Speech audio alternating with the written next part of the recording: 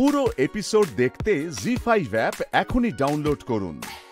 দিশা অটোমোবাইলসের বিভিন্ন ধরনের পার্টসের বিজনেস, টাটা মোটরসের authorised service centre, commercial vehicles, truck যেগুলো আছে আমাদের সেগুলো আফটার সেলস মানে বিক্রি হওয়ার পর কাস্টমার তো কিনে নিল, কিন্তু তারপর তাকে যে সার্ভিসটা প্রোভাইড করা, মানে ধরুন তার ফ্রি সার্ভিস থেকে শুরু করে তার গাড়ি যদি রাস্তায় কোথাও রাত্রিরেও ব্রেকডাউন হয় সেটা, এবং তার ওয়ারেন্টি পিরিয়ড, তার অ্যাক্সিডেন্ট, সেখান থেকে গাড়ি হায়ার করে, টোটাল ইউনিটটা আমি সামলাই। আমার বাবার অ্যাকচুয়ালি পৈতৃক ব্যবসা আছেন, সেটা অটোমোবাইল ফিল্ডেরই, সেটা কলকাতায়। পার্ক স্ট্রিট এপিজে হাউসে আমি অ্যাপ্লাই করি যে আমি এরকম একটা অথরাইজেশন নিতে চাই, আমাকে 3বার রিজেকশন করা হয় as because I am a lady, যে একজন মহিলাকে আমরা এটা দিতে পারি না। তো তারপর দিদি আমি বারে বারে যাওয়ার পরেতে, তো যাই হোক তারা আমার পেশেন্সটা দেখে আসে, আমার জায়গাটা দেখেন, এবং এটাতে ফুললি আমার বাবা এবং আমার হাজব্যান্ড দুজনেই আমায় সাপোর্ট করেন। এবং সবথেকে একটা বড় জিনিস দিদি, আমি নিজে যেহেতু একজন লেডি, আমার অফিসটা পুরো সামলায় লেডিরা, সেই থেকে আস্তে আস্তে একটা জায়গায় এসেছি। এর মধ্যেও দিদি আমার কিছু কষ্টের দিনও আছে। আমি লাস্ট ভাইফোঁটায় আমার ভাইকে হারাই।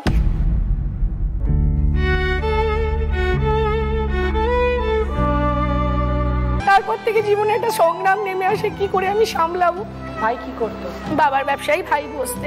এখন তার মানে তুমি বাবার ব্যবসাটা সামলাচ্ছ? এখন আমাকে দুটো ব্যবসায়ী একা সামলাতে হয়। আমি পুরোপুরি শ্বশুরবাড়ি থাকতে পারি না, মা বাবার কাছেও থাকতে হয়, কারণ তারা পুরো একা, এবং ভাইয়ের বউও আমাদের কাছেই থাকেন, আমার সাথেই থাকেন। ব্যবসায় আমাকে এখন সাপোর্ট করছে ও, এবং ভীষণ স্ট্রাগলিং জার্নি, বিকজ যেসব কাস্টমারদের নিয়ে আমার উঠে বসা দিদি, তারা বুঝতেই পারছেন একটা লরি ট্রাকের ড্রাইভার, তাদেরকে গ্রুমিং করা, বোঝানো প্রচণ্ড টাফ। আমার দিন রাত বলে কিছু নেই। আমি রাত্রিবেলা হয়তো ফ্যামিলির সাথে খেতে বসছি, তখন ফোন আসছে গাড়ি খারাপ, বিকজ দিদি আমরা অ্যাম্বুলেন্স, ভেজিটেবলস এবং যাত্রীবহন বাস, এইসব গাড়িকে আমাদের 2 ঘন্টার মধ্যে সার্ভিস দিতেই হবে বাই এনি কস্ট, না হলে আমাদের পেনাল্টি লাগে টাটা মোটরসে। হ্যাঁ, আমার টিম আছে, আমাদের এটিএম ভ্যান আছে, বাইক আছে, দরকার পড়লে দিদি নিজের পার্সোনাল কারকেও ইউজ করে ফেলতে হবে। হ্যাঁ দিদি, তুমি টিচার? আমি টিচার। কোন সাবজেক্ট পড়াও? আমি ইংলিশ পড়াই, আমি ইংলিশের টিচার। কত বছর হয়ে গেল করছো? আমি অ্যাকচুয়ালি টিচিং প্রফেশন প্রায় 6 বছরের বেশি। আমি আফটার কলেজ টিউশন পড়াতাম, তারপর গ্র্যাজুয়ালি স্কুল, ইভেন আমি কলেজেও পড়িয়েছি। তো 6 বছরের বেশি আমি টিচিং প্রফেশনে আছি। যখন এক্ষুনি পরিচয় করে তখন তুমি বললে যে আগে তুমি শান্ত ছিলাম, বিয়ের পরে ডান পিঠে হয়ে গেছো। একদম তাই। মানে আমার লাভ ম্যারেজ, তো আমার হাজব্যান্ডের সাথেও প্রায় 6 বছরের রিলেশনশিপ। আমার হাজব্যান্ড হচ্ছে হয় না একটা ক্যাটালিস্ট, মানে ঠিক আমাকে একটা অন্যরকম স্নেহা বানিয়ে দিয়েছে। হয়তো সবসময় চেয়েছিলাম যে লাভ ম্যারেজ করব বা লাইফটাকে এনজয় করব, বাট আমার হাজব্যান্ডের সাথে আমি বলছি আইপিএল দেখতে যাওয়া, কনসার্ট শুনতে যাওয়া, কফি খাওয়া, এগুলো হচ্ছে আমাদের ওই ছোটো ছোটো ডেট। ইভেন আমার হাজব্যান্ড ভীষণ ক্রিয়েটিভ, তো প্রথম মানে হয় না যে আমাকে ওই বসায় না, ওইটা হচ্ছে চেষ্টা করেছিল একে আমার ছবি আঁকতো, বাড়িতে পোস্টম্যানকে দিয়ে লেটার লিখে পাঠাতো, ইভেন আমার কুর্তিতে একে তার মধ্যে চিঠি দিয়ে পাঠাতো, এইসব রয়েছে। হাজব্যান্ডের থেকে আমার শ্বশুর শাশুড়ি, মানে বিয়ের পর যেটা বললাম আমার 2 বছর হয়েছে বিয়ে, আমার শাশুড়ি মা হচ্ছে আমার মতন ফান লাভিং। মানে আজ প্ল্যান হলো, কালকেই বেরিয়ে গেলাম, আজকে মনে হলো ঘুরতে চলে গেলাম। আমি জুম্বা শিখি, আমার শাশুড়ি মা আমি দুজনেই জুম্বা করি, আর আমার শ্বশুরমশাই দেখেন। শাশুড়িরাও জুম্বা করে? একদম করে, দুজনে মিলে আমরা জুম্বা করি। মানে শাশুড়িমার বয়স কত? 50 অ্যাবভ হবেই তো, 50 অ্যাবভ। ইভেন আমি বলছি এই হোলিতে আমার বোনেরা সবাই আমাদের বাড়ি এসেছিল, তারপর শাশুড়ি মা বললো চলো এমনি নর্মাল কেন স্নান করবো, ছাদে যাই। ছাদে একটা পাইপ লাগিয়ে দিল, একটা বক্স লাগিয়ে দিলাম, সবাই চান করছি আর নাচছি। এটা আমি শ্বশুরবাড়িতে করি। মানে অনেকে ধারণা যে শ্বশুরবাড়ি মানে খুব স্ট্রিক্ট, না, আমারটা পুরো আলাদা। আমি রান্নাও করি, আমি ঘরও গোছাই, কিন্তু আমি এনজয়ও করি। ছোটবেলা থেকে স্বপ্ন ছিল নিজের পায়ে দাঁড়াবে, আজ তুমি ইঞ্জিনিয়ার, কিন্তু পথটা সহজ ছিল না। নিউক্লিয়ার ফ্যামিলিতে বড় হয়েছি, মানে আমি, মা, বাবা। তো একটা মধ্যবিত্ত ফ্যামিলিতে যেরকম হয়, মা বাবা দুজনেই ওয়ার্কিং ছিল। ছোট থেকে কি করে স্বাবলম্বী হওয়া যায় ওই জিনিসটা আমাকে ছোট থেকে তাই জন্য শিখতে হয়েছে। আমার ফ্যামিলিতে বারবারই বাধা এসেছে। আফটার এইচএস আমি 1 বছর আমি অক্লান্ত পরিশ্রম করি নিজের স্বপ্ন পূরণের লক্ষ্যে। ভর্তি হওয়ার জন্য, চান্স পাওয়ার জন্য আমি পড়াশোনা করছি না, জয়েন্টে আমাকে ভালো র্যাঙ্ক করতে হবে। তো আমি ওয়েস্ট বেঙ্গল জয়েন্টে 3500 র্যাঙ্ক করি, দিয়ে আমি জলপাইগুড়ি গভর্নমেন্ট ইঞ্জিনিয়ারিং কলেজে চান্স পাই, দিয়ে আমাকে জলপাইগুড়ি চলে যেতে হবে।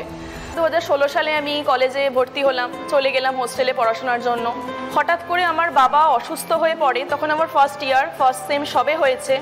তখন বাবার নার্ভের প্রবলেমে এতটাই অসুস্থ হয়ে পড়ে যে নিজের হাঁটা চলাটুকুও বন্ধ হয়ে যায় বাবার। আমি তখন বাইরে, আমি সেটা শোনার পরে আমি চট করে আসতেও পাচ্ছি না। ভেতরে ভেতরে আমার চিন্তা যে না মা একা কি করে সামলাচ্ছে, মা ওদিকে স্কুল সামলাচ্ছে। কতদিন ছিল ওখানে? আমি 4 বছর। তারপরে ফিরে এলে? 4 বছর ওখানে পুরো ইঞ্জিনিয়ারিং কমপ্লিট করে তারপর আমি ফিরে এলাম। তারপর চাকরি পেলে কতদিনের মধ্যে? চাকরি পেয়ে গেছি ম্যাম, আমি 6 মাসের মধ্যেই চাকরি পেয়ে গেছি। 2020-তে আমি পাস আউট। তখন প্যান্ডামিক সিচুয়েশন ভরপুর, মানে বারবারই লাইফে বাধা এসেছে, বাট ওটা কোথাও না কোথাও গিয়ে ওভারকাম হয়েছে। এখন তুমি কোথায় কাজ করছো? এখন আমি কলকাতায় নিউ টাউনে। ওকে, তা তোমাকেও তাহলে যাতায়াত করি, ওখানে অফিসের অ্যাকোমোডেশন আছে, তো ওখানেও আমি থাকি। এখন বাবা মা ভালো? বাবা মাকে এখন আমি ভালো রাখতে পেরেছি, বাড়ির সমস্ত দায়িত্ব আমার কাঁধে এখন। তুমি একমাত্র মেয়ে, তোমাকে তো আমাকে বাবা মাকে দেখতে হবে, আর আমার একমাত্র ইন্সপিরেশন আমার মা ছাড়া, বাবা ছাড়া আর কেউ নেই। মা বাবার আশীর্বাদ আছে তোমার সাথে, জীবন আরো বড় হবে আর বাবা মাকে খুব ভালো করে রাখবে। অবশ্যই। গানের জার্নি আমার প্রায় 20 বছর হয়ে গেল। গান পরিবারে কেউ আছে গানের মানুষ? হ্যাঁ অবশ্যই, আমার গানের প্রথম শুরু বাবার থেকেই, এবং আমার মাও গান বাজনা করেন, তো সেখান থেকে আমার গান বাজনার প্রথম আর কি শুরু। তো সেখান থেকে বাবা যখন দেখতাম সবাইকে গান শেখাতেন, তখন পরিস্থিতিটা একটু লো ছিল, তো তার মধ্যেই বাবা সবার মাঝখানেই আমাকে গান শিখিয়েছেন দেখতাম।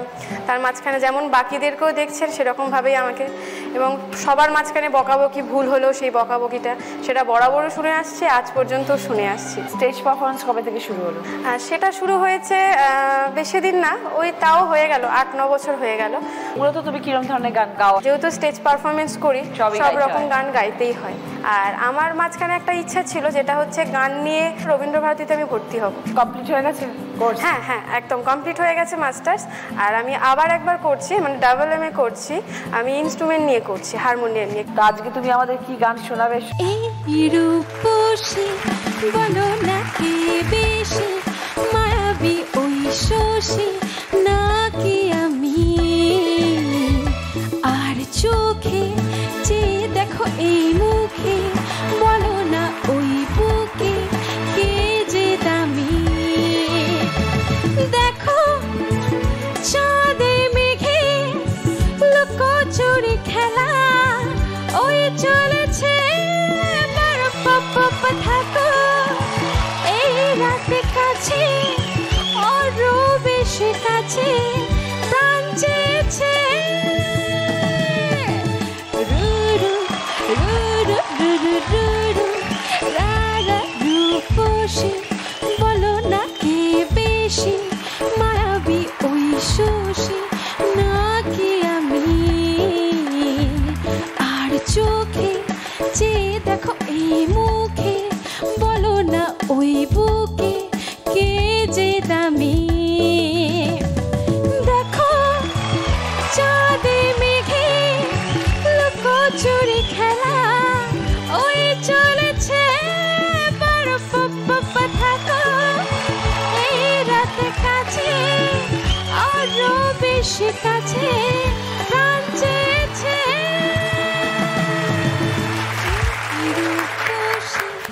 জি5 ডাউনলোড করুন আর সব এপিসোড দেখুন একদম ফ্রি।